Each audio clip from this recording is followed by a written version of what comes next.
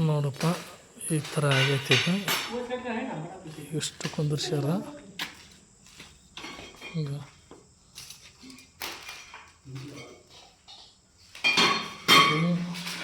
ಅಲ್ಲಿ ಹಾಕಣಕತ್ತಾರ.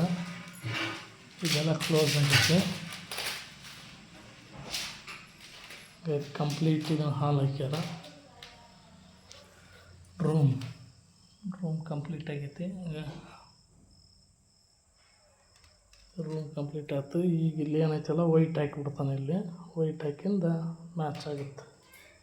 Okay, ಬರಬರೇ ಬರಬರ್ರಿ. Gowda bulb video ಮಾಡಿ ಹಾಕಂದ ಅದಕ್ಕೆ ಬಲ್ಪನ್ನು ಇಲ್ಲಿ ಹಾಕ್ಬಿಟ್ಟಿನಿ ಬೆಳಕಿಗೆ. ಈಗ ಹಿಂಗೆ ಹಾಕಿದ್ರೆ ರಿಫ್ಲೆಕ್ಟ್ ಆಗಿ ಬೆಳಕು ನೋಡು ಜಾಸ್ತಿ ಬೀಳ್ತೈತೆ ಮುಖಕ್ಕೆ.